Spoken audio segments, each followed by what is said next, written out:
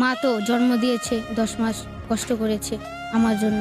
ছোটবেলায় এমন হয়েছে যে আমাকে মাদ্রাসায় পড়ানোর জন্য বাড়ি বাড়ি যেয়ে কাজ করে আমার আর আমার বোনকে পড়াইছে। মাকে কতটুকু ভালোবাসো? অনেক ভালোবাসি নিজের থেকে। সিয়াম, তুমি কি করো? আমি আগে মাদ্রাসায় পড়তাম, তারপর হঠাৎ করে আমার আব্বু আর মার সাথে ডিভোর্স হয়ে গিয়েছিল। তারপর আমি আর মাদ্রাসায় পড়ালেখা করি না, নানির কাছে থাকতাম। আব্বু আর মায়ের ডিভোর্স কেন হলো? মাকে অনেক অত্যাচার করতো, এই জন্য মা আব্বুকে ছেড়ে চলে গিয়েছে। এখন মা থাকে কোথায়? মা এখন থাকে যে 12 গলিতে। তুমি কি মায়ের সাথেই থাকো? না, আমি আব্বুর সাথে থাকি। বাবা কি বিয়ে করেছে? হ্যাঁ করেছিল, যে মহিলাকে বিয়ে করেছে তার একটা স্বামী আছে, ওই স্বামীর কাছে আবার চলে গিয়েছে। বাবাকে কি প্রশ্ন করেছো কখনো যে আমার মাকে কেন ছেড়ে দিলাম? করেছিলাম, কিন্তু কি কয় তোর মা বিদেশ করে আমাকে ছেড়ে চলে গিয়েছে, এইসব বলেছে। মাকে কতটুকু ভালোবাসো? অনেক ভালোবাসি নিজের থেকে। মা তো জন্ম দিয়েছে, 10 মাস কষ্ট করেছে আমার জন্য। মায়ের সবচেয়ে কোন ভালোবাসাটা তোমার বেশি মনে পড়ে? মা ছোটবেলা কত কিছু করতো আমার জন্য। ছোটবেলায় এমন হয়েছে যে আমাকে মাদ্রাসায় পড়ানোর জন্য বাড়ি বাড়ি যেয়ে কাজ করে আমার আর আমার বোনকে পড়াইছে।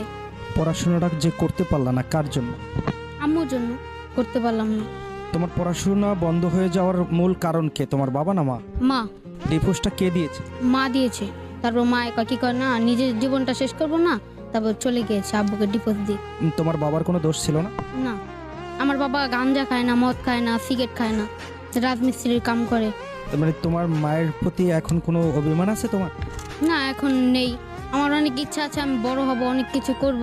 মা যদি আসে আমি মাকে তো ফালাই দিতে পারবো না, কারণ সে আমাকে জন্ম দিয়েছে। আর যদি জন্ম না দিতে তাহলে তো এত দূরে আসতে পারতাম না। মার জন্য কি করার ইচ্ছা? আমার একটা ইচ্ছা আছে যে বাবা মা থাকবে আমার সাথে, তাদের একটা ঘর করব, বাড়ি করব, সবাই মিলে একসাথে থাকবো। মাকে বোঝানো যায় না যে মা আবারও ফিরে আসো? বুঝেছিলাম, কিন্তু মা আসবো না। কি কথার বাপে দেখলি না আমাকে কত জ্বালাতন করছে, আমি আর ওর কাছে যাব না। বাবাকে কি বলেছো যে বাবা এখন ভালো হয়ে যাও, মাকে জ্বালাতন করো না? হ্যাঁ, বাবাকে বলছিলাম, বাবা আনতে গেছে, মা আসে না, বলছে যা তোর ভাত খাবো না। মা যদি এই না চলে যদি না গেতো তাহলে এখন আমি পড়ালেখাটাও করতে পারতাম। মা আব্বু একটা সুযোগ দিত, আব্বু অনেক বুঝাইছিল মাকে, কিন্তু মা আর আসেনি। মাকে তো বাবা অত্যাচার করতো, সেজন্যই তো চলে গেছে, তাহলে মায়ের কেন অন্যায় হবে? অত্যাচার করছে, চলে আঙ্গ মুখে একটু টাকাও তো আসতে পারতো।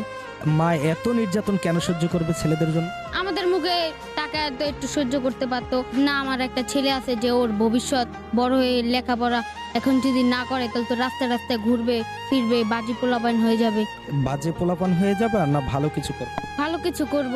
মাকে তো দেখাতে হবে যে আমি ভালো আছি। হ্যাঁ, মাকে তো দেখাইতে হবে। আব্বু এখন কাজ করে রাজমিস্ত্রি। আমার একটা বোন আছে, বোন